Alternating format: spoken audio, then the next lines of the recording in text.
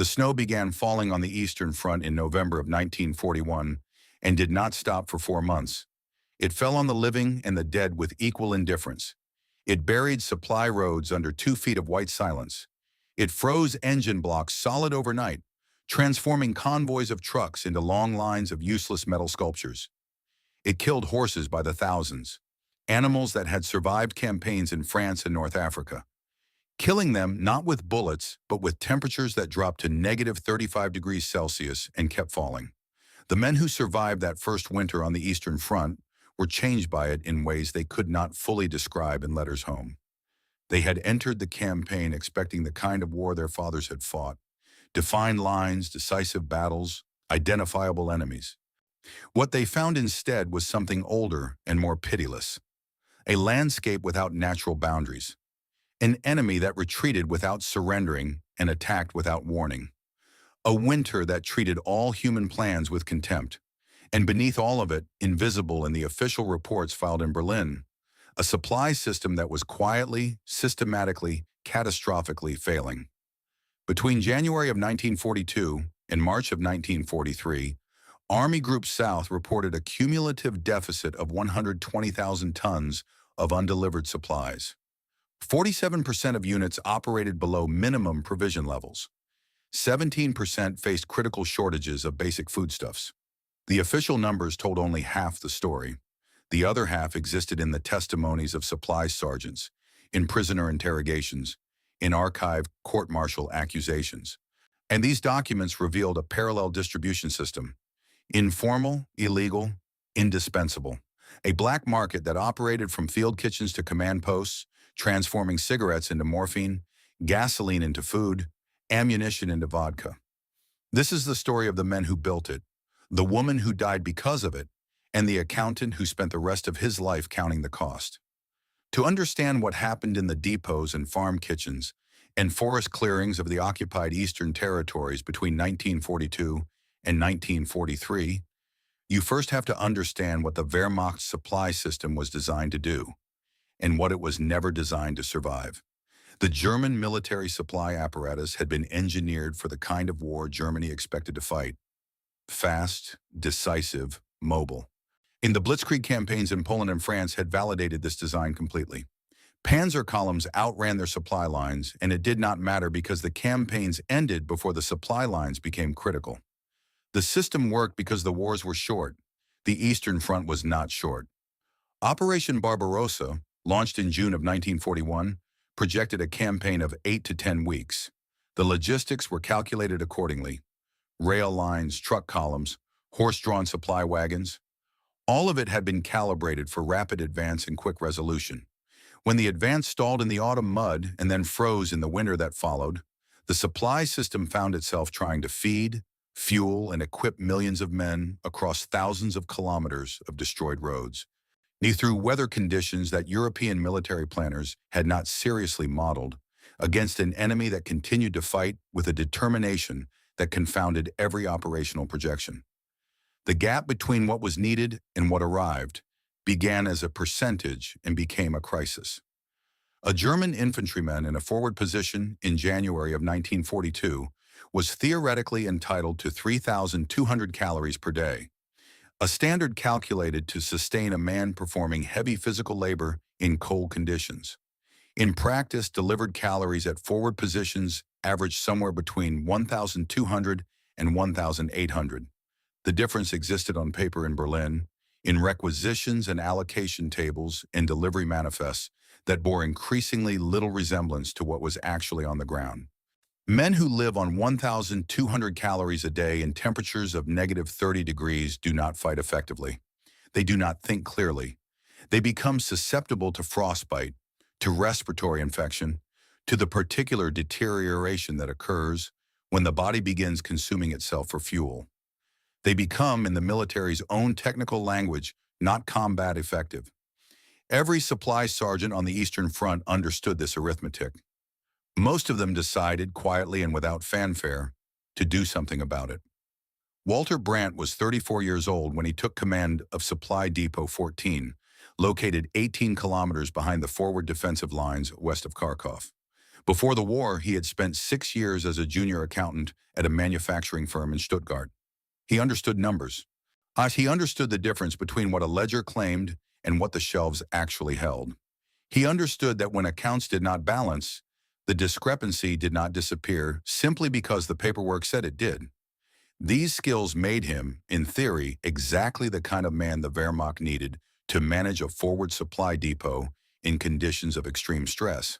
In practice, they made him the first man to fully understand what was happening. Brandt was tall and lean, with close-cropped dark hair beginning to gray at the temples, and the careful posture of a man who had spent years sitting at a desk, trying to appear more confident than he felt. His hands were large and precise, the hands of someone accustomed to working with documents, to moving numbers across columns, to finding the error that everyone else had missed. Wahishaki had arrived at Depot 14 in December of 1941, replacing a Feldwebel who had suffered severe frostbite and been evacuated west. The depot's records were in reasonable order. The physical inventory was another matter entirely. Brandt spent his first 3 days at the depot doing nothing but counting. He counted every crate, every barrel, every sack, every box. He compared his counts against the official inventory records. He recalculated. He recounted. He went back to the records and looked for where the numbers had been adjusted, where rounding had obscured discrepancies, where notation changes had buried shortfalls under layers of administrative language.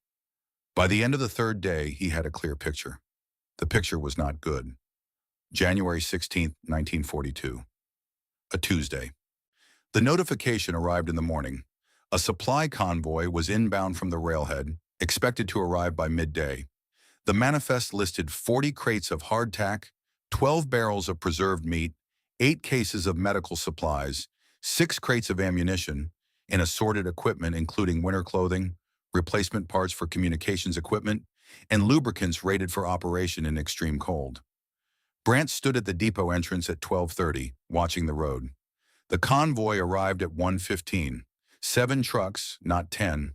The lead driver was a corporal named Fisher, 22 years old with ice in his beard and the flat eyes of a man who had delivered bad news so many times it no longer registered as news. Fisher handed Brandt the delivery manifest and said nothing. Brandt looked at the manifest. And he looked at the 7 trucks.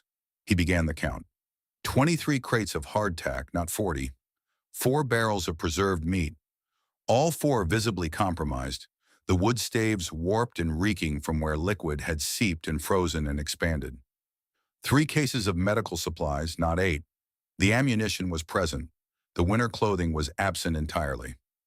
Brandt stood in the cold for a long moment.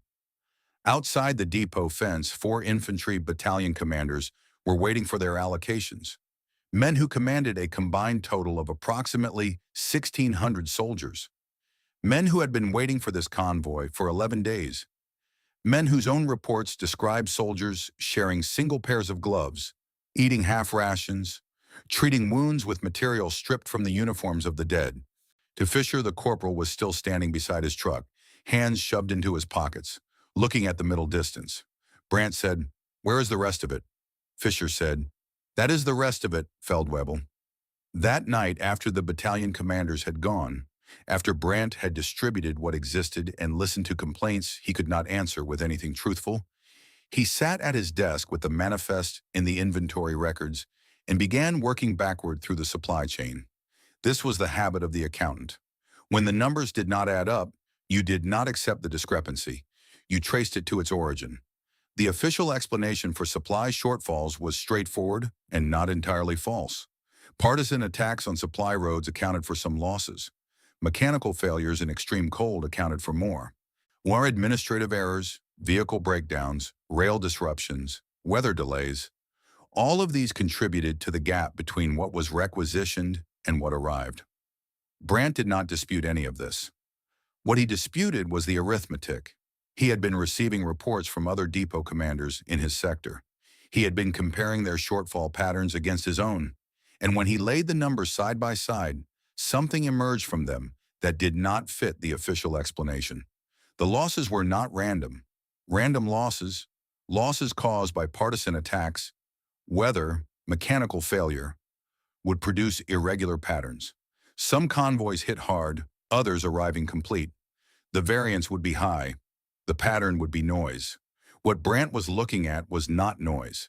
The shortfalls followed a consistent percentage across convoys, across routes, across weather conditions.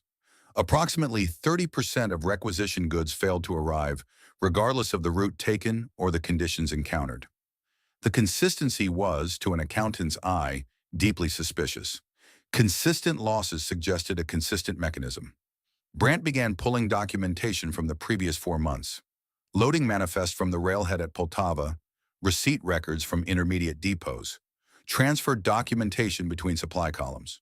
He was looking for the point in the chain where the 30% disappeared. He found it at 2 in the morning, when the depot was quiet and the temperature inside had dropped low enough that his breath was visible in the lamplight. The disappearance was not happening on the roads. It was happening at the source. At the railhead depot in Poltava, an Oberleutnant named Gerhard Steiner was responsible for loading convoys and certifying their contents before departure. Steiner's loading manifest consistently listed quantities approximately 30% higher than what the receiving records at intermediate depots confirmed.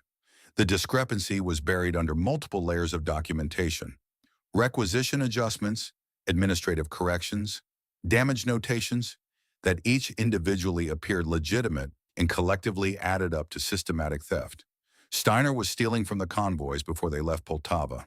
The soldiers at the front were starving not because of partisans or weather, but in significant part because a supply officer 140 kilometers away was enriching himself at their expense. Brandt sat with this knowledge for a long time. In Stuttgart, which before the war the correct response would have been clear. You reported the discrepancy through proper channels. You provided documentation. You allowed the system to correct itself. But this was not Stuttgart. This was a forward supply depot in January, in a war that was not going according to plan. 18 kilometers from men who were eating half rations because someone was stealing the other half. Brandt thought about what would happen if he filed a report. Steiner had rank on him. Steiner had connections. Men did not reach Oberleutnant in the Wehrmacht supply corps without knowing people. An investigation would take weeks. The result was uncertain. The retaliation was not.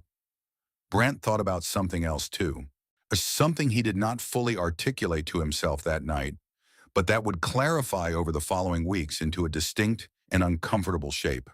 The documentation he was holding was leverage, evidence of a crime. In a system that had stopped functioning according to its own rules, leverage was a form of currency. He folded the documents carefully and placed them in the inside pocket of his field jacket. He told no one. The first unofficial transaction occurred 3 days later, on January 19th. A convoy from the south arrived with a cargo discrepancy: 20 kilograms of coffee beans with no documentation, no originating manifest, no receiving authorization. The coffee had apparently been loaded by mistake at an intermediate depot, placed in a crate that was supposed to contain spare parts, and traveled 300 kilometers attached to no paperwork whatsoever. Regulation required Brandt to report the discrepancy and hold the coffee pending investigation. Investigation would likely result in the coffee being claimed by a higher echelon supply unit. His men would see nothing of it. Brandt looked at 20 kilograms of coffee.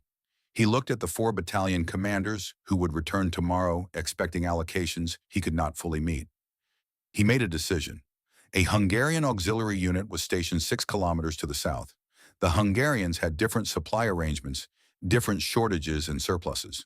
They had more contact with local agricultural sources than German units did, and they needed coffee. Specifically, their own officers needed coffee in the way that officers in the field needed small luxuries to maintain the psychological fiction that they were still participating in a civilized enterprise. Brandt sent a runner to the Hungarian unit with a simple message. He had coffee. He needed meat. By evening, 2 Hungarian soldiers had arrived at the depot with 2 full sides of pork, recently slaughtered, still cold from the winter air. The exchange required no paperwork. No documentation existed to record it. Both parties understood implicitly that no documentation should exist. The pork fed Brandt's assigned units for 3 days. He recorded the coffee as damaged and disposed of due to contamination. He recorded the meat as received from a damaged Hungarian supply vehicle whose contents had been redistributed to prevent spoilage. And the entries were not true. They were plausible. He had crossed a line. He knew it. He also knew that his men had eaten and that the line he had crossed felt very different from where he now stood than it had from the other side. There was a woman who came to the depot fence on Thursday mornings. She was perhaps 35 years old, with dark hair pulled back severely and the particular quality of stillness that belongs to people who have learned to be invisible in dangerous situations. She carried a wicker basket. She sold eggs. Her name was Oksana Kovalenko. She was a widow. Her husband had been killed in the first weeks of the German advance in the summer of 1941. She did not say how, and Brandt did not ask. She had a daughter, 8 years old, who had been sick since autumn with something that might have been pneumonia and might have been something worse. She needed money, or what passed for money in the current circumstances. She accepted payment in cigarettes, in condensed milk, in small quantities of sugar. Brandt first purchased eggs from her in the third week of January, 6 eggs for 1 pack of cigarettes. The exchange was brief and practical. She handed the eggs through the fence slats. He handed the cigarettes. She counted them without looking at him. She left. The following Thursday, she returned. Same exchange, same silence. The Thursday after that, she brought 12 eggs instead of 6 and waited with a specific quality of patience that suggested she had something to negotiate. Brandt doubled the cigarettes without being asked. She counted them again. And this time she looked at him. Just briefly, just long enough to acknowledge that they had reached an understanding. Over the following weeks, this understanding expanded in small increments. She began bringing other things. Butter, when it was available. Occasionally vegetables preserved from the autumn harvest. Once, a quantity of grain that Brandt suspected she had hidden from German requisition patrols and decided, for reasons of her own, to convert into something more portable. The exchanges gave Brandt's units access to calories that the official supply system could not provide. They gave Oksana access to tobacco, condensed milk, and occasionally medical supplies, aspirin, bandages, simple things that she could not obtain elsewhere. He did not ask what the medical supplies were for. He knew they were for the daughter. Sure, he did not ask about the daughter's condition because he was afraid of the answer. Oksana was, in fact, not precisely what she appeared to be. She was a widow and a farmer and a mother. All of these things were true, but she was also something else, something that operated beneath the visible surface of her Thursday morning transactions with a German supply sergeant. Brandt discovered this on a Wednesday evening in mid-February. He had been walking the perimeter of the depot, a habit he had developed, checking the fence line before dark, when he saw her at the edge of the tree line 200 meters from the depot boundary. She was talking to someone, a man. The conversation was brief and precise, the body language of two people exchanging information rather than passing the time. The man was not a German soldier. He was not a civilian farmer. He moved like someone accustomed to the forest, to the dark, to the particular alertness of a person who lives with the constant possibility of violence. Brandt knew what he was looking at. The exchange lasted perhaps 3 minutes. Then the man disappeared back into the trees. Oksana walked back toward the village road, unhurried, her basket empty. Brandt stood at the fence line in the cold and thought carefully about what he had just seen. Oksana was selling information to Soviet partisans. The patrol schedules she had learned from her Thursday morning observations, when the German vehicles moved, when the guards rotated, which routes the supply convoys used. She was converting these into the only other currency that had real value in occupied territory: security, guarantees. The informal assurance that her village would not be burned, that her daughter would not be taken, that she would survive to navigate between opposing forces. She was, by any German military definition, an enemy collaborator. Reporting her would result in her arrest. Her arrest would result in interrogation. Her interrogation would likely result in her execution. The daughter would be left without a mother. Brandt stood with this knowledge and felt its weight. He also felt something else, the particular discomfort of recognizing a mirror. She was selling information to survive. He was diverting supplies to survive. She was violating the rules of one side for the practical benefit of people she cared about. He was violating the regulations of his own institution for the practical benefit of men he was responsible for feeding. The moral geometry was uncomfortably similar. He thought, standing in the cold February evening, about the choices available to him. He could report what he had seen. He could ignore it. He could confront her. Each option had a logic, and each logic had a cost. Reporting her would destroy a supply source that was keeping men fed. It would also put him in the position of having to explain, under subsequent investigation, how he had failed to notice her partisan contacts during weeks of Thursday morning transactions, which would open questions about those transactions themselves. Ignoring it was simpler, but left him perpetually exposed. Confronting her was the most dangerous option of all, because it would require both of them to say aloud what they had been carefully not saying. He chose a fourth option, which was none of these. And the following Thursday, Oksana arrived at the fence with her basket as usual. When she handed the eggs through the slats, she met Brandt's eyes for slightly longer than normal. The look contained no guilt and no apology. It contained something more complicated. The acknowledgement of a shared position, the recognition that they each held information that could destroy the other. The unspoken negotiation that neither of them was going to use it. Brandt gave her the cigarettes. She counted them. She left.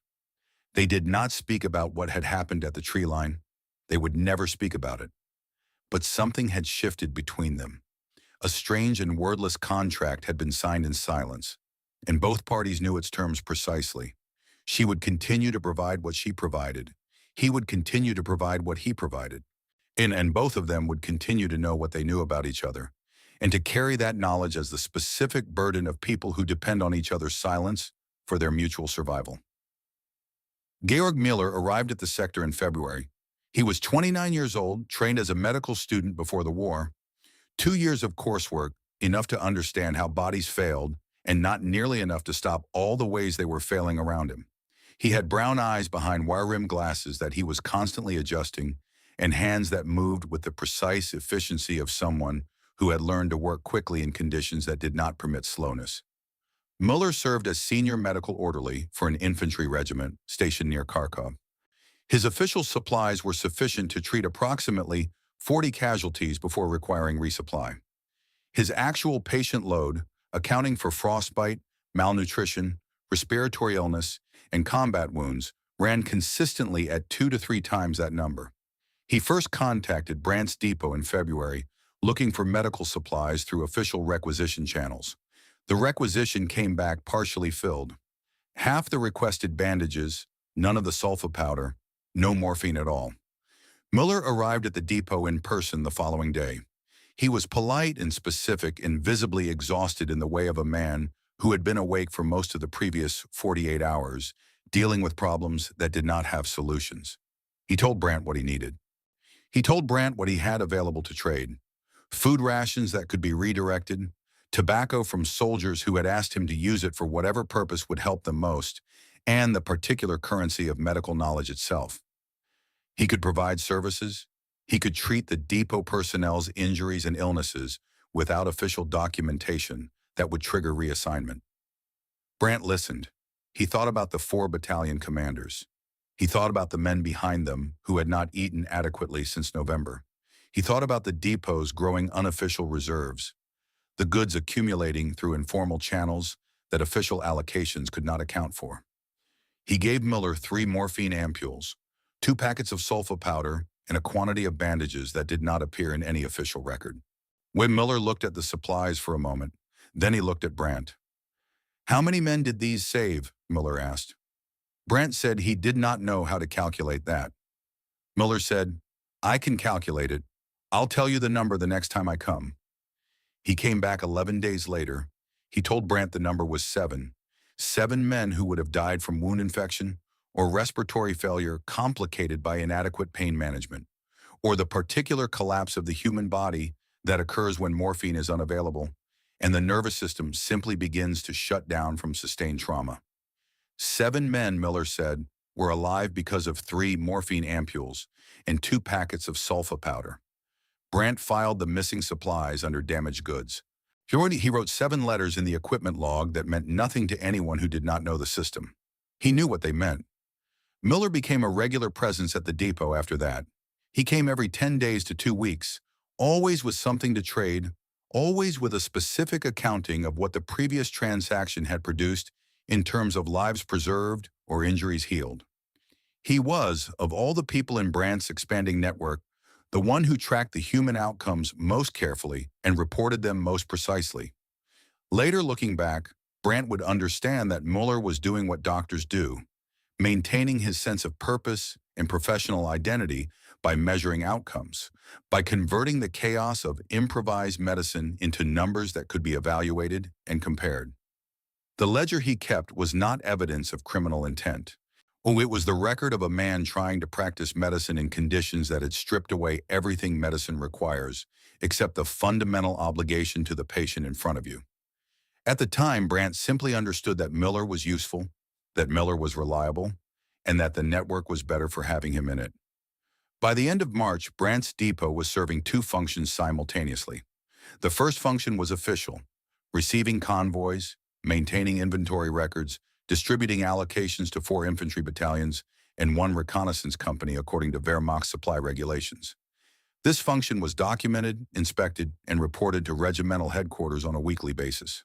The second function was unofficial, operating an expanding network of informal exchanges that moved cigarettes, coffee, alcohol, food, and medical supplies through channels that existed nowhere in any document filed anywhere in the German military bureaucracy. The two functions depended on each other. The official function provided cover and access. The unofficial function provided the actual resources that kept the units under Brandt's supply responsibility from falling below minimum operational capacity. He had not planned this. He had not sat down one morning and decided to become a black market operator. He had responded to a series of specific crises with specific improvisations, and each improvisation had worked, and the working had created its own momentum. The accountant in him kept meticulous mental records of everything. He knew exactly what had been diverted, what had been traded, what had been received in exchange, and what the net effect had been on the men depending on his depot. The numbers said, "This is working." The regulations said, "This is a crime." Brandt had been an accountant. He trusted numbers more than regulations. Numbers described reality. Regulations described what reality was supposed to be. But he also understood in the part of his mind that he kept most carefully managed that there was a third category of entry in his mental ledger, a category he was accumulating without yet fully looking at. The entries in that category did not describe what had been gained. They described what had been paid. There was a moment in the last week of March when Brandt came close to stopping. A military police unit passed through the area on routine inspection. 3 vehicles, 6 men, so the distinctive gorget plates of the Fell Gendarmerie around their necks. They stopped at the depot, checked documentation, walked the warehouse. The lead officer was a Hauptmann named Kellner, a square-faced Austrian from Graz, with pale blue eyes that moved through the depot with the systematic efficiency of a man who had learned to look at things rather than see them. Kellner found nothing. The official records were clean. The inventory matched the documented figures. The discrepancies between incoming manifests and recorded receipts fell within the acceptable variance ranges that the Wehrmacht supply system acknowledged for loss due to damage, weather, and administrative error. What Kellner did not find were the items that did not appear in any record at all. After the inspection, Kellner sat with Brandt for 20 minutes over ersatz coffee and talked about the supply situation in a general way. The difficulties, the shortfalls, the gap between Berlin's projections and frontline reality. He spoke with the weary pragmatism of a man who had been doing his job long enough to understand that the job was essentially impossible. Before he left, Kellner said something that Brandt would think about for years afterward. He said, "I know what's happening out here, Feldwebel. I know what you are all doing to keep your units fed. I know because I see it in every depot I inspect. The records are always clean. The units are always fed beyond what the records can explain. I understand the arithmetic." He paused. "I also understand that if I start arresting everyone who is doing arithmetic, I will have arrested half the supply corps by summer, and then no one eats at all." He picked up his cap and left. Brandt watched the Fell Gendarmerie vehicles drive back down the road toward the west. He stood in the cold for a long moment. Then he went back inside and began planning the next transaction. The winter of 1942 ended slowly, reluctantly, the way winters on the Eastern Front ended. Not with warmth, but with mud. The roads that had been frozen solid became impassable in a different way, trucks sinking to their axles in the spring thaw, convoys arriving days late if they arrived at all. The official supply situation did not improve. But by April, Brandt's network had expanded to include civilian intermediaries in 3 villages, an informal arrangement with a Hungarian unit to the south, a working relationship with Georg Müller that moved medical supplies in both directions, and the strange silent partnership with Oksana Kovalenko, who appeared at the fence every Thursday morning with her basket and her careful eyes and the specific knowledge she carried about where both of them actually stood. The woman who played both sides knew that Brandt knew, and Brandt knew that she knew. The contract between them held because neither of them could afford for it not to. And somewhere in a field jacket pocket, folded carefully and never far from his person, Brandt still carried the documents that proved what Oberleutnant Steiner was doing at the railhead in Poltava. He had not decided what to do with them yet. He was an accountant. He understood that leverage, like a currency, had value precisely because it had not yet been spent. The spring thaw of 1942 turned the roads into rivers of mud, and the mud into something that had no adequate name in any language. A substance that swallowed vehicles whole, that exhausted horses within kilometers, that made every kilometer of forward movement cost 4 times what it should have cost in fuel and time in human effort. The Wehrmacht's operational planners in Berlin had accounted for Russian winters. They had not adequately accounted for Russian springs. The mud season, the Rasputitsa, the Soviets called it, the time without roads, lasted 6 weeks and accomplished what months of Soviet counterattacks had failed to achieve. It stopped the German supply system almost completely. For Brandt's depot, the Rasputitsa was the event that transformed his informal network from a supplement into a necessity. No, the last official convoy arrived on March 28th. The next did not arrive until May 4th. 37 days during which the 4 infantry battalions and 1 reconnaissance company, depending on Depot 14, received exactly nothing through official channels. 37 days during which Walter Brandt discovered how much a functioning shadow economy could actually carry. Heinrich Roth arrived in the sector in April. He was 38 years old, heavy through the shoulders, with the particular physical confidence of a man who had spent his adult life moving through spaces where deals were made. Loading docks, warehouses, the back rooms of commercial enterprises where the formal price and the actual price were understood to be different things. Before the war, he had operated a transport company in Hamburg, a moving goods between the port and the inland distribution centers. He understood logistics the way mechanics understand engines, not as a system of rules, but as a mechanism of physical reality, something that could be made to work or made to work better, depending on who was operating it and how.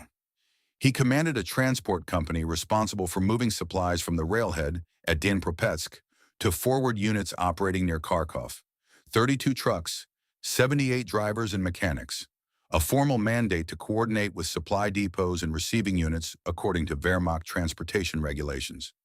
He met Brandt for the first time on a Tuesday in late April, when his lead convoy finally pushed through the last of the spring mud and arrived at Depot 14 with an allocation that was, by the standards of the previous 2 months, almost adequate. Brandt counted the delivery. Roth watched him count. When Brandt finished, he looked up and said, "This is 14% less than the manifest." Roth said, "Weather." Brandt said, "The weather has been the same for every convoy for 4 months. The variance is consistent. Weather is not consistent." A silence. Roth looked at Brandt with the careful attention of a man reassessing an estimate. He said, "You noticed." Brandt said, "I notice everything. It is what I do." Another silence. Longer. Then Roth said, "Walk with me." What Roth had built was, by the standards of Eastern Front improvisation, a masterpiece of informal logistics. His transport company ran the official convoys on official schedules, delivering official allocations according to official manifests. This was the visible surface of his operation, the part that appeared in documentation and withstood inspection. Underneath this surface ran a parallel system of extraordinary sophistication. Every convoy that departed from Dnepropetsk carried a hidden component, not hidden in any dramatic sense, no secret compartments, no elaborate concealment, simply hidden in the arithmetic. A manifest listing 50 crates of canned meat departed with 47 crates. 3 crates represented acceptable loss, within the variance range the system acknowledged for damage and administrative error. 3 crates, traded through civilian intermediaries in villages along the route, generated value equivalent to 2 months of a driver's official salary. The mathematics were elegant. The losses appeared systemic. No single transaction was large enough to attract serious investigation. The cumulative volume was substantial. But Roth had gone further than simple diversion. He had built a communication system.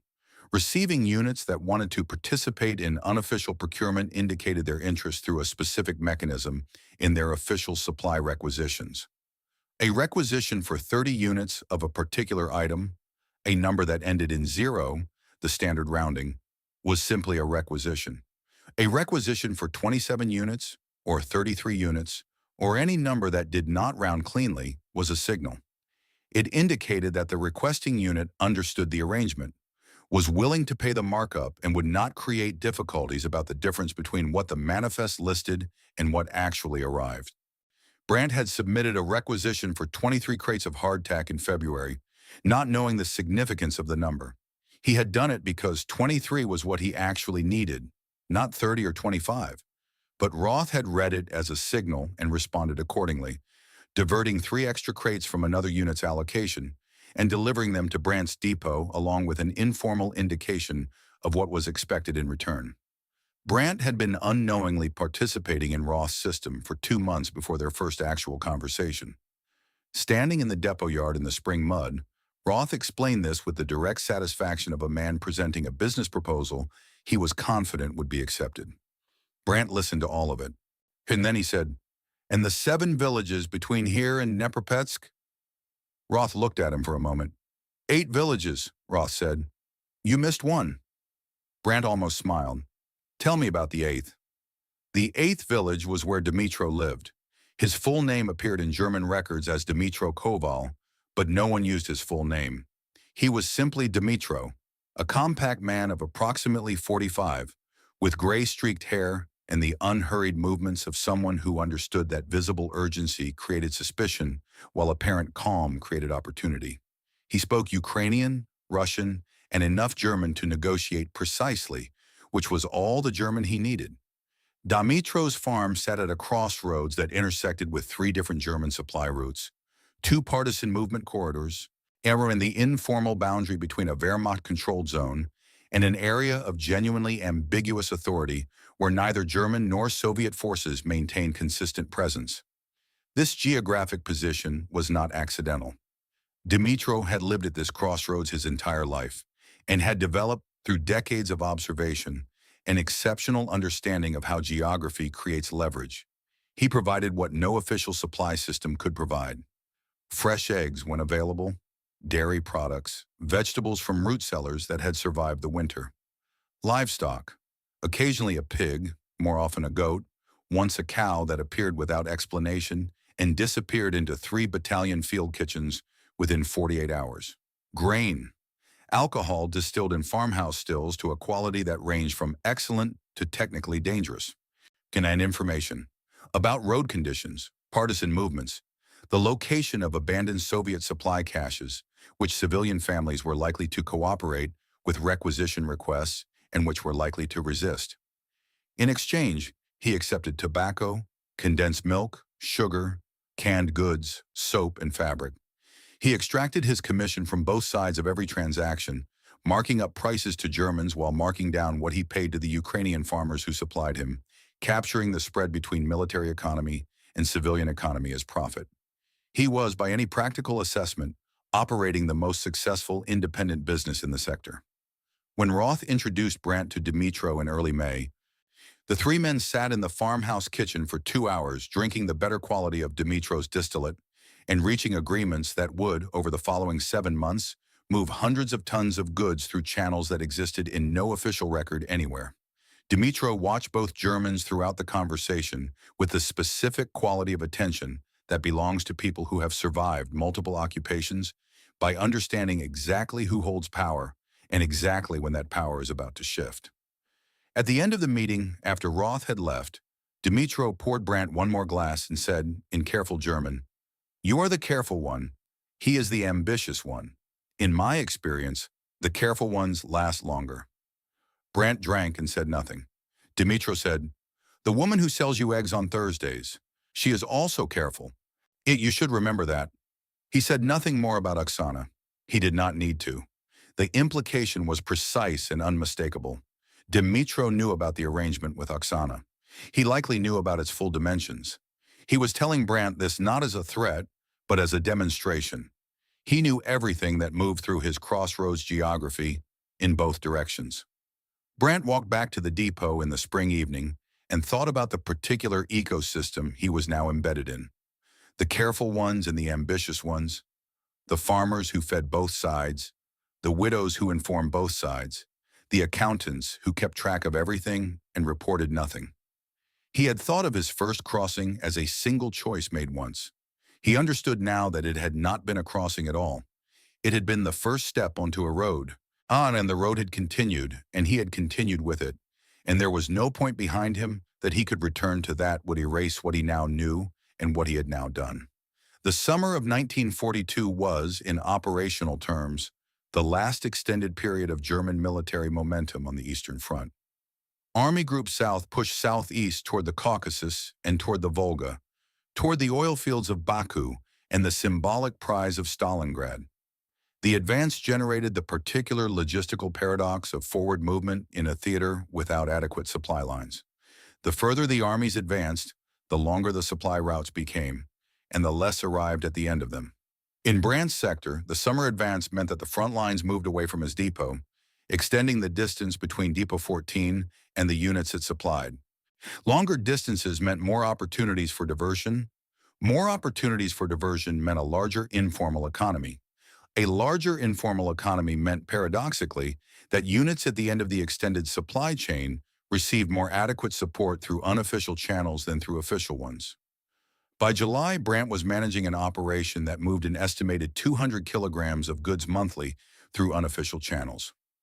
Roth's transport network carried the volume. Dmytro's village network provided the civilian commodity supply. Georg Müller's medical connections ensured that medical supplies moved in both directions. Sometimes into the network when Müller had surplus from rare official overallocations. More often out of the network when Müller needed supplies the official system could not provide. Otto Schreiber knew about all of it. Schreiber commanded the infantry battalion that represented the largest single consumer of Depot 14's official and unofficial allocations. He was 42 years old, a career officer with the angular features and deliberate speech of a man who had learned to think carefully before committing to any position. He had entered the war as a believer in the Wehrmacht's institutional capacity for achieving what it set out to achieve. 2 winters on the Eastern Front had modified this belief substantially. He had become aware of Brandt's informal activities in March. He had not intervened. He had not reported them. He had instead done something more significant. He had extended protection. Schreiber used his command authority to create operational reasons why military police inspections of supply routes in his sector were postponed, redirected, or conducted by personnel he had personally assessed as unlikely to look too carefully. He used his communications network to provide Brandt with advance warning when Feldgendarmerie activity was increasing. He used his authority over personnel assignments to ensure that the depot received drivers and guards who had been selected, in part, for their practical flexibility regarding regulation compliance. In exchange, Schreiber's battalion ate better than any comparable unit in the sector. His men had adequate medical supplies. His vehicles had lubricants and replacement parts that allowed them to continue operating when adjacent units were cannibalizing disabled vehicles for components. The arrangement was never stated explicitly. It did not need to be. Both men understood its terms precisely, and both men understood that making those terms explicit would transform a practical accommodation into a prosecutable conspiracy. They spoke about supply matters in the oblique language of military professionals discussing logistics. The actual conversation existed beneath the surface of the official one, in implications and acknowledgments, in what was said by what was not said. This was, Brandt had come to understand, how the Eastern Front actually operated, not through orders and regulations, but through a dense network of unspoken agreements between men who needed things from each other and had learned that the formal system could not reliably deliver them. The man who almost destroyed everything was named Hubert Franke. He was 31 years old from a small town in Upper Austria, and he was a Feldgendarme, a military policeman, with the particular distinction of being, as far as anyone in the sector could determine, genuinely incorruptible. This was not, in the context of the Eastern Front in 1942, a common quality. Franke had transferred to the sector in August and had within 3 weeks established a reputation that spread through the informal networks faster than any official communication. He refused cigarettes, he refused alcohol, he refused the various other forms of compensation that military police officers in forward areas typically accepted as the reasonable cost of maintaining functional relationships with the supply infrastructure. He declined all of these things not with the calculated opportunism of a man building leverage for a larger transaction, but with the flat simplicity of a man who actually meant what the regulations said and intended to enforce them. He had successfully prosecuted 11 soldiers for unauthorized trading in his first 6 weeks in sector.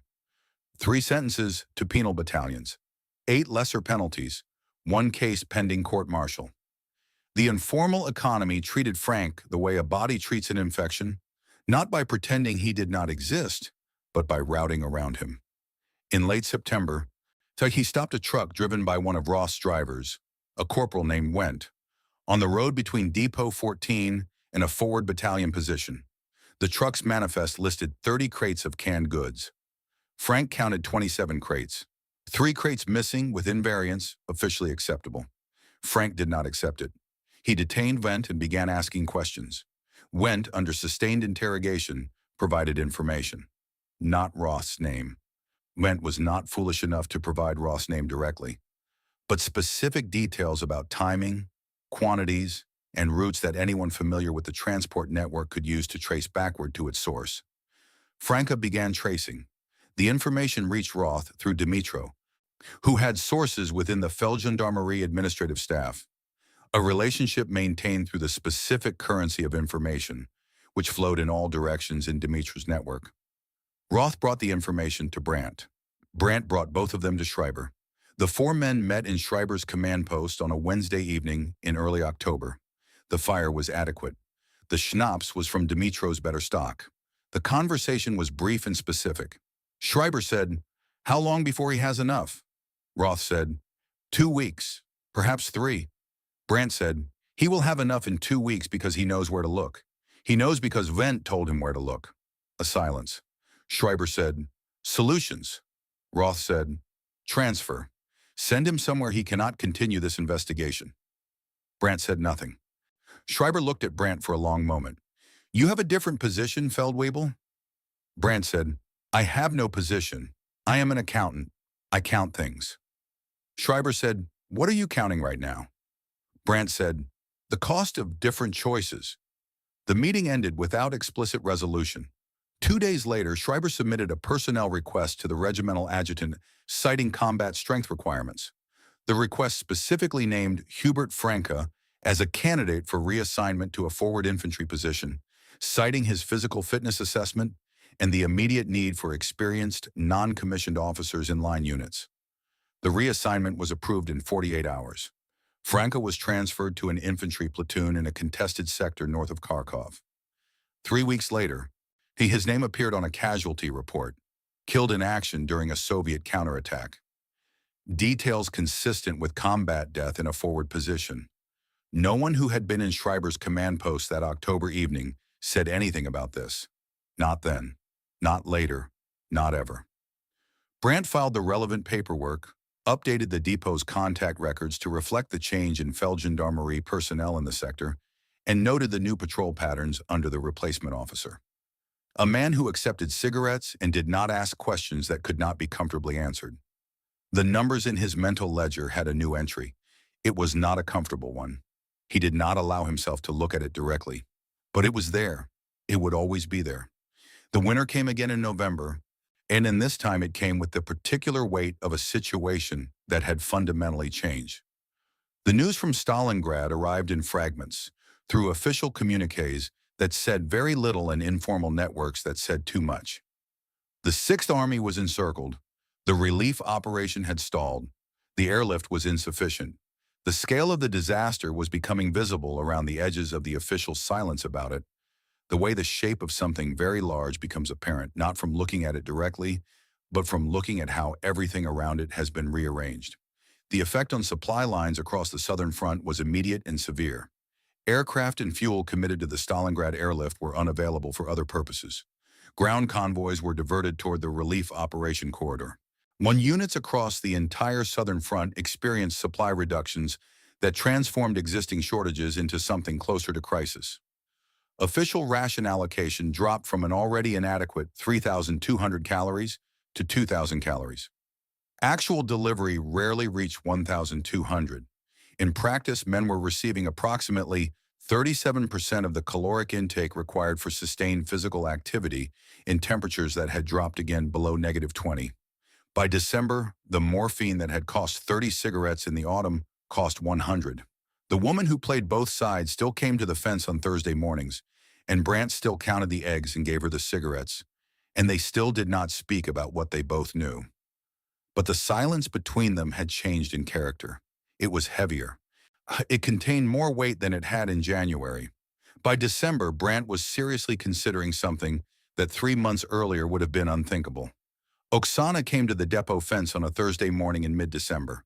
She came without her basket. This had never happened before. They met that evening at the edge of the tree line where Brandt had first seen her speaking to the partisan contact 10 months earlier. The symbolism of the location was not accidental. She had chosen it deliberately, Brandt understood, to make explicit what had previously been only implied. She said, "The men I speak with sometimes can obtain things. Food, preserved goods from before the war. Grain stored in locations the requisition patrols have not found. What they would trade these things." Brandt said, "What would they want in exchange?" Oksana said, "What you have that they need." Brandt said, "Which is?" She looked at him with the patience of a woman who had been navigating impossible situations for 18 months and had no energy left for indirection. She said, "Tobacco, medical supplies, and sometimes information about operations in this sector." A long silence. The trees were dark. The temperature was -18. Somewhere to the east, the Sixth Army was eating horses.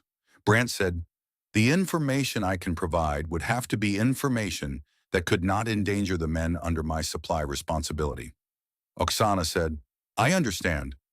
Brandt said, "There is a planned redeployment in this sector. 2 battalions moving north, away from the current positions, beginning in 9 days. After the redeployment, this area will be held by skeleton forces for approximately 2 weeks. The timing, the route, the destination, these are in sealed orders I have access to for supply coordination purposes." He paused. "I was informed this morning that the redeployment has been canceled. The orders have been superseded. The battalions are staying."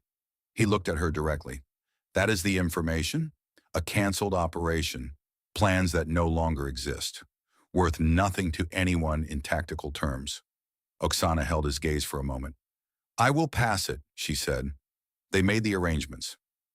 4 days later, in a designated neutral location in the forest, Brandt met 2 men he did not know and would not have recognized again. They carried grain, preserved pork, and 2 bottles of what turned out to be excellent vodka. He gave them tobacco, 3 morphine ampules, bandages, and a written summary of the canceled redeployment orders. He walked back to the depot in the dark, telling himself what he needed to tell himself. The information was worthless. The operation was canceled. He had traded nothing of military value for supplies that would keep men alive through the worst weeks of the winter.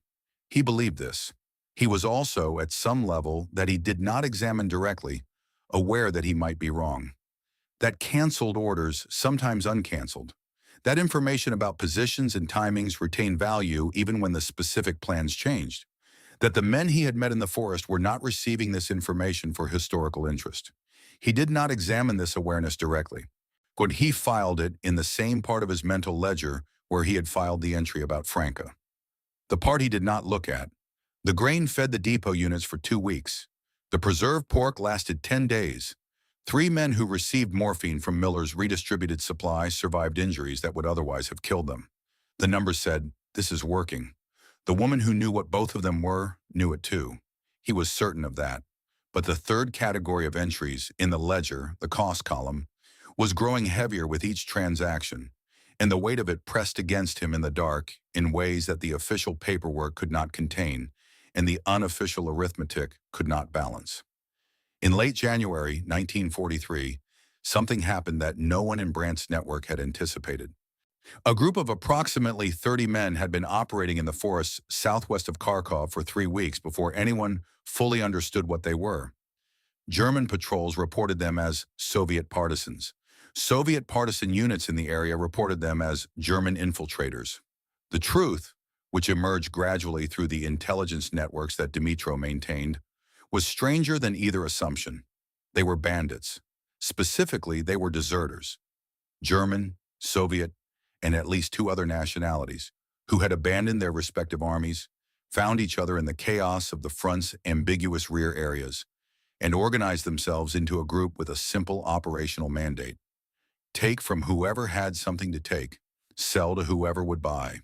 They had attacked 4 German supply convoys in 3 weeks, killing 6 drivers and guards and seizing goods worth, in black market terms, an estimated 15,000 cigarettes. They had also attacked 2 Soviet supply caches and a partisan unit's food storage facility. They were, in the specific language of the informal economy, competitors. And they were violent ones. Dmytro brought the problem to Brandt. Brandt brought it to Roth. Roth, after brief consideration, suggested a solution that initially struck Brandt as impossible.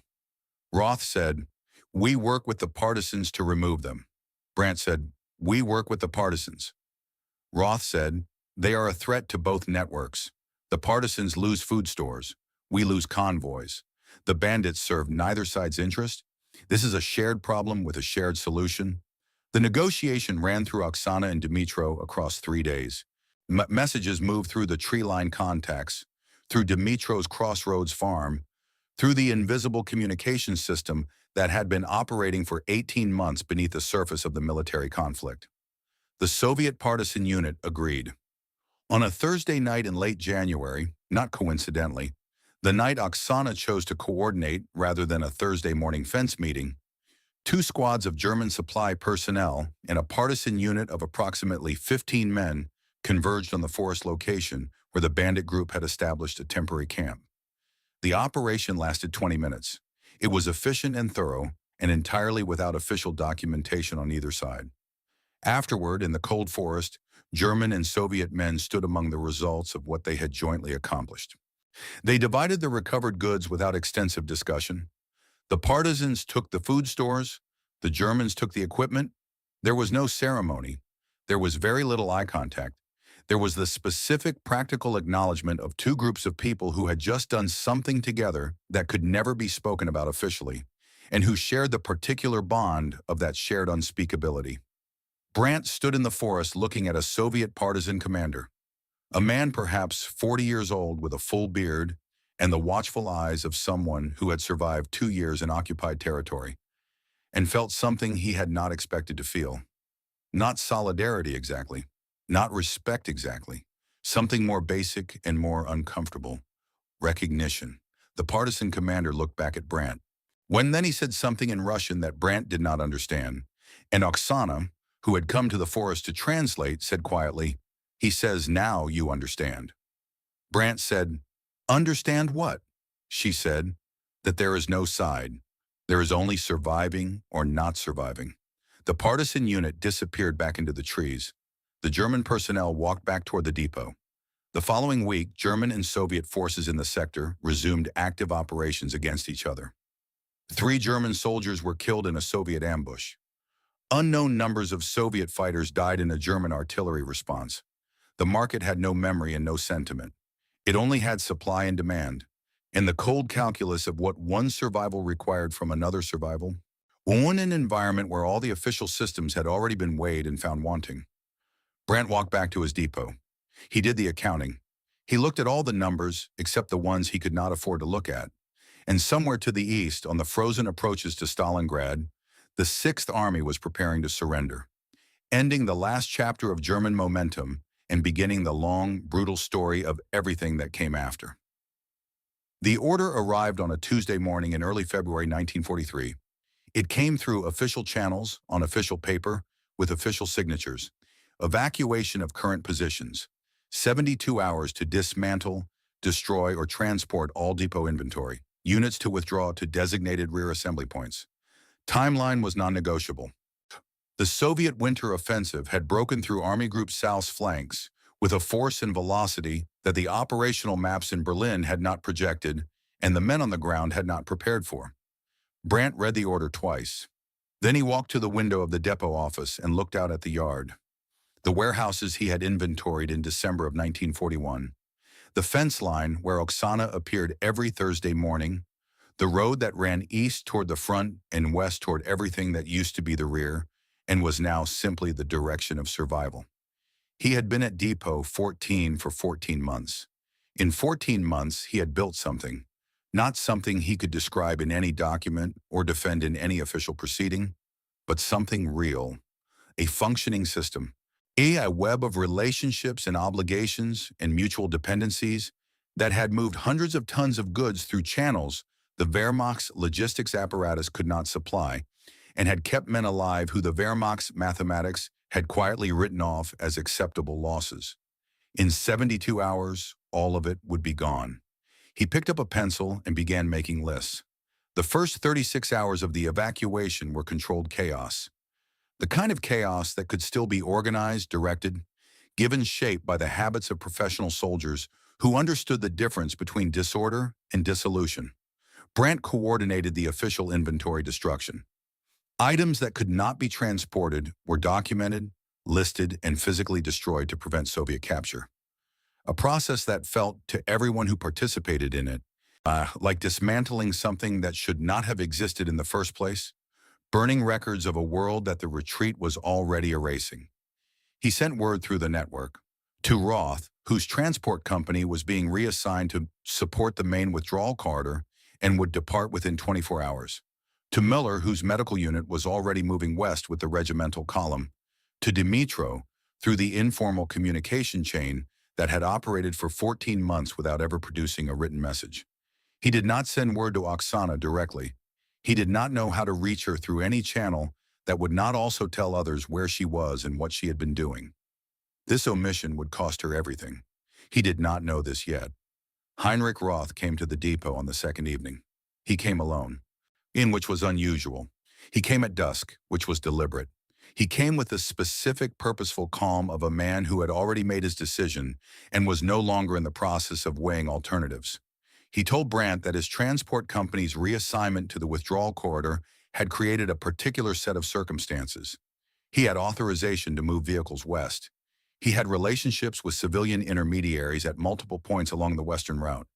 He had accumulated over 7 months of systematic diversion, a quantity of trading goods, tobacco, condensed goods, pharmaceutical supplies, small amounts of currency in multiple denominations, that represented significant portable value. He told Brandt he was leaving, not with the transport company, not to the rear assembly point, not within the Wehrmacht's organizational structure at all. He had obtained, through Dimitro's network of connections, Ukrainian civilian identification papers and appropriate clothing. He had a planned route through 3 villages where he had established trading relationships over the previous months, and where his arrival as a civilian traveler would not raise questions that could not be answered.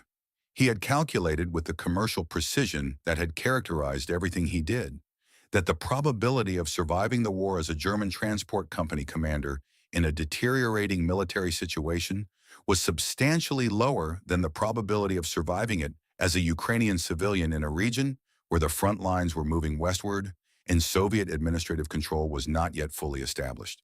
He was, walked in the language of military regulations, deserting. He was, in the language of his own arithmetic, making the rational choice. Brandt listened to all of this. He said nothing during the telling. When Roth finished, Brandt asked one question. He said, "The 78 drivers and mechanics, the 32 trucks." Roth said, "They have their orders. They know the withdrawal route. Brandt said, do they have fuel for the full route? A silence. Roth said, there are fuel shortages across the entire withdrawal corridor. Everyone is managing with reduced allocation. Brandt said, how reduced? Another silence. Longer. Roth said, some vehicles will need to be abandoned and destroyed. Brandt said, how many vehicles? Roth did not answer this directly. He talked instead about the impossibility of the situation, about the futility of continued military service in a campaign that had already been decided against them, about the obligation a man had to his own survival when the institution he served had demonstrably failed in its obligations to him. He talked for 4 minutes with the fluency of a man who had been rehearsing the speech. Brandt let him finish. Then Brandt said, you built the network by telling the drivers it was for the men, for the units, for the soldiers who weren't eating because the official system had failed them. That was what you told them. Roth said, and it was true the entire time. Brandt said, until tonight. Another silence, the longest one. Roth said, I am sorry, Walter. He used Brandt's first name. He had never done this before. As the use of it now was the specific intimacy of a man saying goodbye. He left before dark. Brandt stood in the depot yard for a long time after the sound of Roth's footsteps disappeared. He thought about the 78 drivers and their 32 trucks and the fuel allocation that would not carry all of them to the rear assembly point. He thought about men who had believed they were part of something that had a logic beyond simple self-interest, and what it meant to discover that the logic had always had an exit clause that only one person knew about. He thought about Roth's face during the conversation, the specific quality of a man who had made peace with a decision that he knew was wrong by the standards he had claimed to hold, and who had made that peace efficiently and completely. It's the way a commercial mind closes an account that has stopped generating returns. He thought, I am looking at what I might become. He thought about the men in his own network, the drivers who had diverted crates because they believed it was feeding soldiers who needed feeding, the civilian intermediaries who had traded because both sides offered something they needed, the battalion commanders who had looked the other way because the alternative was watching their units deteriorate. Every one of them had believed at some level that the system they were participating in had a purpose larger than personal gain. Every one of them had told themselves a version of the same story. This is necessary. This is for the men. This is what survival requires. Roth had told himself the same story, until the moment it stopped being convenient. And the question that sat with Brandt in the cold depot yard, in the dark, with the sounds of withdrawal columns moving on the road west of the fence, was a simple one. It was the question he had been avoiding for 14 months, the question that every entry in the cost column of his mental ledger was building toward. Was there a difference between what Roth had just done and what Brandt himself had been doing for over a year? Roth had prioritized his survival over the men who depended on him. Brandt had prioritized the survival of his men over regulations, over the men those regulations were designed to protect, over the life of a military policeman doing his job, over information that was not his to give. The difference, if there was one, was purpose. Roth had served himself at the final moment. Brandt had served others, or had told himself he was serving others, which was not quite the same thing. He did not sleep that night. Georg Müller died on a Thursday. The Soviet air attack came without warning at 0640, targeting the road west of the abandoned depot where the regimental column had stalled behind a vehicle breakdown. 3 aircraft, low and fast, dropping ordnance along the column with the mechanical precision of a system that had been calibrated over 2 years of war to find and destroy exactly this kind of target. Müller was in the 3rd vehicle from the front. He had been awake for 31 hours, having spent the previous day treating the casualties from a Soviet ground attack on a neighboring unit's withdrawal column, and he had fallen asleep sitting upright against the truck cab door with his medical kit across his lap. He was 29 years old. In his kit, recovered by the driver who survived, was a small leather notebook. The driver described it in a letter written 3 weeks later. Described it because it had surprised him, because he had expected to find what medical orderlies carried, and had instead found something else. The notebook was a ledger, careful handwriting, columns, dates, quantities, prices in cigarettes and alternative currencies. A complete record of 14 months of black market medical supply transactions. Morphine at 30 cigarettes in the autumn, rising to 100 in the winter of Stalingrad. Sulfa powder at 40, rising to 90. Bandages, antiseptic, surgical thread, and all documented with the precise attention of a man who understood that numbers told the truth that official reports were designed to conceal. The last entry was dated 2 days before the air attack. It recorded a transaction: 4 morphine ampules traded for 10 kilograms of grain. In the margin beside the entry, in smaller writing, Muller had added a calculation. He had divided the grain's caloric value by the caloric deficit of the men who would receive it and calculated how many days of marginal adequacy the exchange represented. Below the calculation, in even smaller writing, "This is not medicine. This is arithmetic. I am no longer certain there is a difference." The notebook was lost during subsequent retreat stages. It existed after that only in the description of a driver who had held it once in a freezing field and understood enough of what he was reading to remember it for the rest of his life. Muller had told Brandt in their first meeting that he could calculate how many men a quantity of supplies would save. He had kept calculating until the end. Otto Schreiber survived the retreat.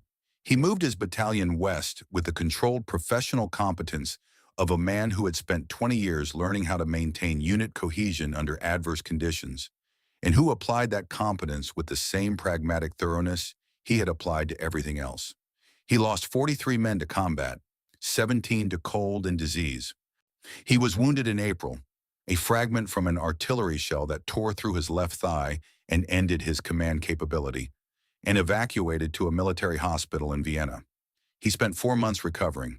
He wrote reports that described the supplies situation in his sector during the winter of 1942 to 1943 in terms that were technically accurate and practically meaningless, the way a man describes a fire by cataloging the ash.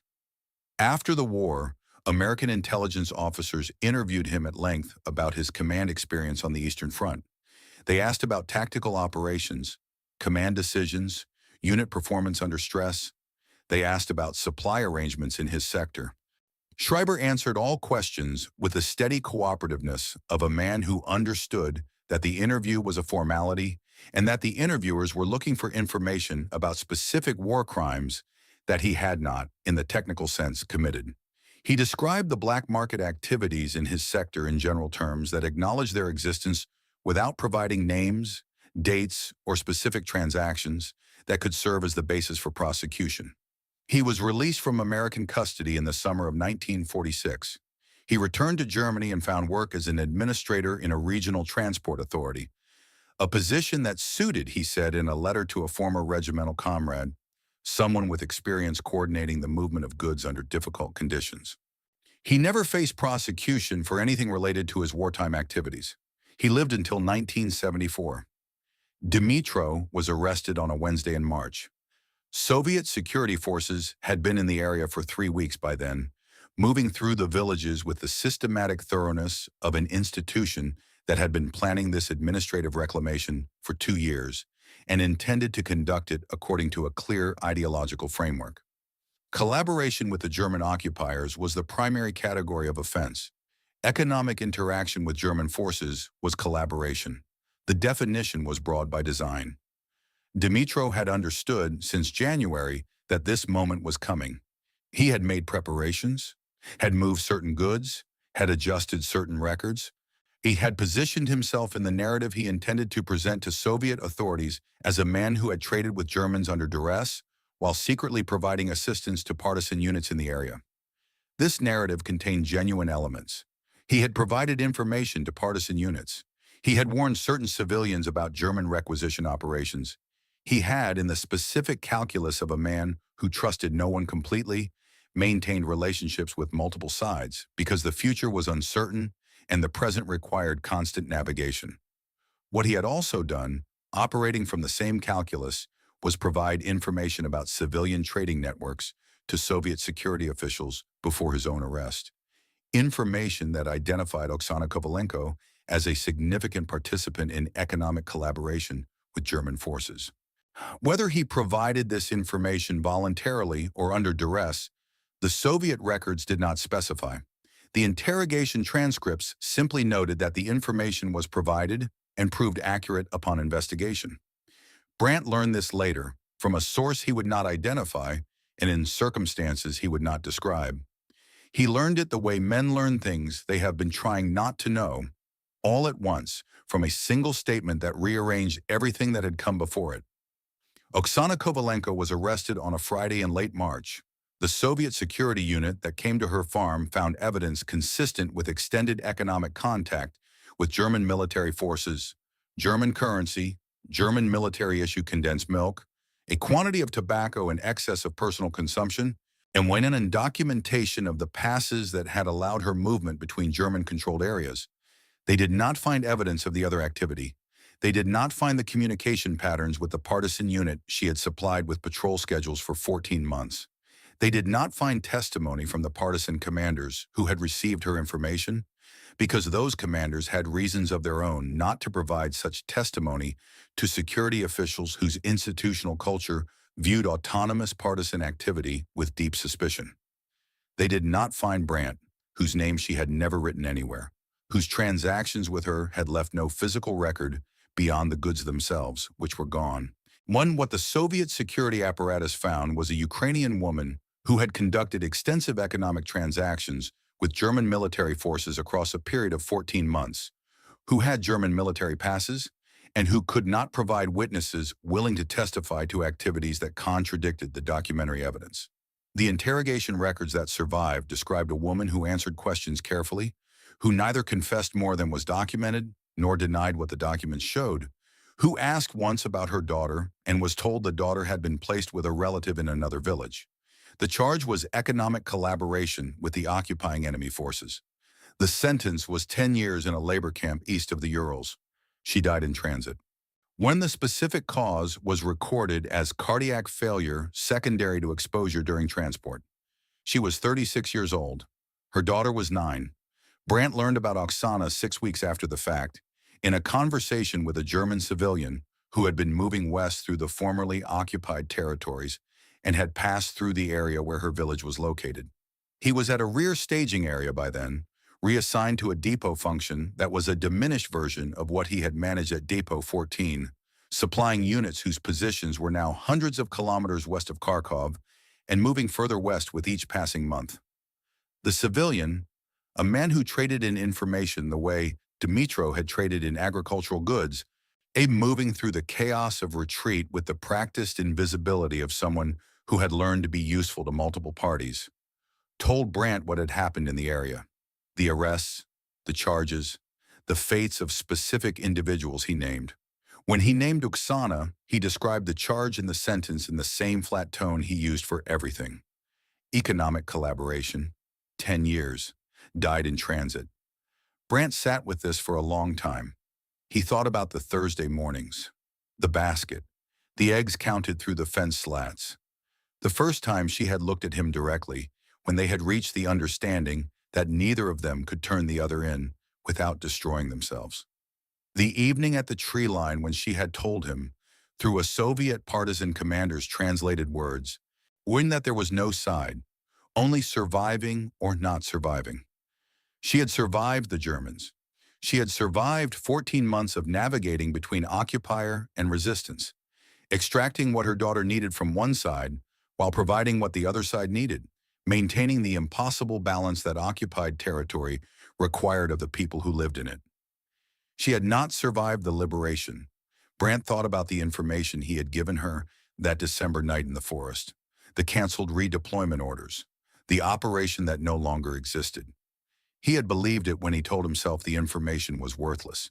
He thought about what the partisan commander had done with the information about a canceled operation that no longer existed in its original form, but whose details about positions, timing, and route remained accurate for the underlying geography even after the specific plan changed. He thought about the German soldiers killed in the ambush 3 days after he had stood in the forest and traded the information for grain and pork and excellent vodka. He thought, I told myself it was canceled. I told myself it was worthless. I needed it to be worthless. For the first time, fully and without the buffer of self-deception he had maintained for months, he looked at the entries in his mental ledger that he had not allowed himself to look at directly. The entry about Franca was there, not the official entry, killed in action, details consistent with combat death, but the real entry, the one that existed only in Brandt's accounting, a man transferred to his death because he was doing his job too well. The entry had been accumulating weight since October, and now Brandt let himself feel that weight without looking away from it. The entry about the canceled orders was there. Men killed by information Brandt had provided, while telling himself the information was safe to provide because it was no longer current. The arithmetic of that self-deception was simple and brutal. He had been wrong, and the wrongness had cost lives, and the cost was now permanent. And now there was a new entry, the largest one, the one that could not be explained away through any arithmetic he trusted. Oksana had spent 14 months providing genuine intelligence to Soviet partisans, genuinely resisting the occupation that was killing her country, genuinely working against the German military presence that Brandt had spent those same 14 months sustaining through the shadow economy. Brandt had spent 14 months violating Wehrmacht regulations in ways that could have resulted in his execution, had traded with the enemy, had provided information that contributed to German soldiers' deaths, had protected a black market network by allowing a military policeman to be transferred to his death. Oksana died in a Soviet transit convoy charged with collaboration. Brandt was alive, unreachable by any prosecutor, his name in no Soviet record, his crimes known only to men who had committed equivalent crimes and had equivalent reasons to say nothing. This was not justice. It was not even the pretense of justice. It was the way systems worked when they collapsed and were rebuilt. The powerful defined the crimes, the powerless bore the sentences, and the men who had operated in the middle were absorbed back into whatever came next without accounting. He had understood this intellectually, in the abstract way that accountants understood structural failures. He understood it now differently, in the specific, irreversible way that comes from having a name and a face and a basket of eggs attached to the abstraction. Walter Brandt returned to Germany in the summer of 1945. He returned to Stuttgart, to a city that had been partially destroyed by bombing and was in the process of being reconstructed by people who needed to believe that reconstruction was possible and who were therefore not asking, in most cases, were the questions that reconstruction would eventually require someone to ask. His wife was alive. His apartment building had lost its top floor to a bomb, but was otherwise standing.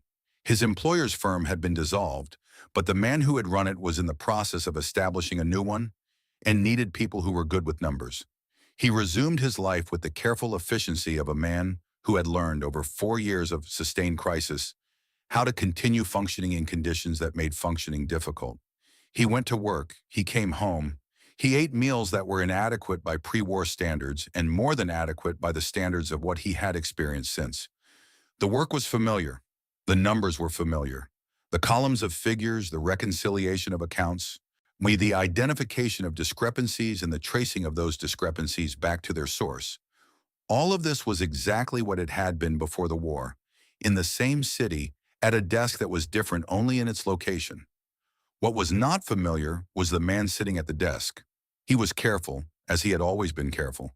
He was precise, as he had always been precise. He arrived on time and left when the work was finished, and made no errors that anyone noticed, and maintained the kind of steady professional reliability that employers value in the people they trust with their numbers. But there were evenings when he sat at the desk in the spare room of the apartment, the room that had been his study before the war and would be his study again, and worked through calculations that had nothing to do with his employer's accounts. He was working through his own accounts, the unofficial ledger, the entries in the cost column that he had spent months avoiding, and had finally, on the day he heard Oksana's name, in a flat voice from a man who traded in information, allowed himself to read. He did not speak about the war to his wife in any detail. She did not press him. This was not unusual. Most men who came back did not speak about it in detail, and most women who received them had developed the specific wisdom of knowing that pressing for detail produced suffering without producing understanding. But there was one night in the late autumn of 1945 when the silence between them had a different quality. Heavier, more specific, like the silence that exists not when nothing is being said, but when something is actively being held back. His wife asked him once, or simply, "Are you all right?" He said, "I am here." She said, "That isn't what I asked." He looked at his hands for a long moment. The large, precise hands of an accountant, the hands that had counted eggs through a fence, that had carried documents proving another man's crimes, that had folded and pocketed evidence that had become leverage that had never been spent. He said, "I knew a woman. During the war, she sold eggs." His wife waited. He said, "She is dead. She died for the wrong reason. The right reason was available. There were genuine reasons that could have been used to justify what happened to her, but the reason they used was wrong. She was punished for the things she did to survive, and not for the things she did that actually mattered. And the person who should have been punished?" He stopped. His wife said, "The person who should have been punished," he said, "is here in Stuttgart, going to work, eating dinner." She did not say anything for a long time. Then she said, "What was her name?" He said, "Oksana." He said it the way you say a name that you have been carrying for a long time, that has grown heavy not because it is large, but because of what it represents. The specific weight of an accounting that does not balance, that cannot be made to balance, that will not balance regardless of how many times you run the numbers. He never spoke about her again, but he never stopped thinking about the arithmetic. An accountant's mind does not release a set of books simply because the enterprise has ended. The figures remain available for review. The discrepancies remain visible. The cost column remains open. For 31 years, Brandt went to work and came home and ate his dinner and was known in his neighborhood as a quiet man, a careful man, a man who kept to himself without being unfriendly, who helped when asked and did not impose himself when not asked, who was in every observable way a good citizen of the reconstructed city that Stuttgart was slowly becoming. No one who knew him in those years knew what he had done. No one who had known what he did was in a position to say so. The men of the shadow economy had dispersed into the post-war world as completely as the economy itself had dissolved in the chaos of retreat, each of them carrying his own version of the ledger, each of them calculating in his own private arithmetic the balance of what he had done against what it had cost. He retired in 1976 and died in 1983. He never returned to Ukraine. He never stopped counting. It is not a story about heroes. It is a story about what happens when an institution fails the people it was built to serve, and those people build something new from the wreckage, something functional and necessary and morally compromised in ways that no simple verdict can adequately capture. Between 1942 and 1943, conservative estimates suggest that informal trading moved between 15 and 20% of total supply volume in the sectors where black market networks operated most extensively. During the winter of Stalingrad, this percentage likely exceeded 30% in some units. Translated into practical terms, a division receiving 200 tons of official supplies per week, supplemented by 15% through black market channels, NAIR obtained an additional 30 tons weekly through networks that appeared in no official record. Across dozens of divisions over 18 months, the aggregate volume reached tens of thousands of tons. The cigarette, primary currency of the entire system, maintained stable value throughout. 6 eggs per pack in periods of relative adequacy, 3 eggs per pack during severe shortage, 1 morphine ampule at 30 cigarettes in autumn, rising to 100 in the winter of Stalingrad. The market was brutal and efficient and honest in the way that markets are always honest. It told the truth about what things were actually worth when people needed them to stay alive. What the market could not price was the human cost of its own operation. The military policeman transferred to his death because he was too honest. And the information passed across a forest clearing that was not as harmless as the man who passed it needed to believe. The woman who spent 14 months working against an occupation, surviving it, navigating it, and then was arrested for buying cigarettes. There is a pattern in this history that extends beyond the Eastern Front, beyond the Second World War, beyond Germany and the Soviet Union, and the specific geography of the Ukrainian steppe. Every generation of soldiers in every war that has stretched past its projected duration has encountered the same fundamental problem. The systems built to support them in theory fail them in practice. And the gap between theoretical support and practical reality is filled by human improvisation that is simultaneously necessary and corrupting. Though an American veterans of Vietnam would recognize the dynamic immediately. The official supply chain that worked adequately for rear echelon units and inadequately for forward positions, the informal networks that emerged to compensate, the willful blindness of commanders who needed the networks to function and needed not to know about them, the moral compromises that accumulated so gradually that they became invisible to the men making them. The specific goods were different. The specific geography was different. The fundamental mechanism was identical. What made the Eastern Front case distinctive was its scale, its duration, and the comprehensiveness of the documentation that survived. The diaries, the interrogation records, the court-martial proceedings, the letters that passed through censors and somehow preserved fragments of truth between their careful lies, these documents give us a picture of the shadow economy in unusual detail. We can trace the evolution from first transaction to institutional reality. We can follow specific individuals from their initial improvisations to their final accounting with the consequences. We can see with the clarity that distance and documentation provide what the men living inside the system could not see clearly, that the shadow economy did not corrupt the Wehrmacht from the outside. It grew from the inside out, from the gap between what was promised and what was delivered, from the reasonable decisions of reasonable men responding to unreasonable circumstances, and each decision building on the last until the system had evolved so far from its origins that its participants no longer recognized what they had become. The men who ran the shadow economy were not, in the main, men who had set out to become criminals. They were supply sergeants and transport commanders and medical orderlies who had been given responsibilities they could not fulfill through official channels and had found unofficial ones. They were battalion commanders who had chosen effectiveness over regulations and had accepted, with varying degrees of self-awareness, the implications of that choice. They were accountants who kept meticulous records of everything except the things they could not afford to know. They were also, in the final accounting, men who had made choices that cost other people their lives. The military policeman who was too honest. The soldiers who died from information that was supposed to be worthless. The woman at the fence who survived everything the occupation could do to her and did not survive the liberation. The shadow market kept German units functional when official systems failed. That is documented. That is measurable. That is true. It also corrupted discipline, created inequalities, normalized dishonesty, and produced outcomes that no rational system would have designed, and that the irrational pressures of total war made not only possible but inevitable. Both of these things are true simultaneously. That is the difficulty.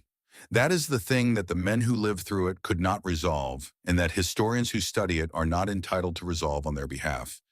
The moral arithmetic of the Eastern Front does not balance. It was never designed to balance.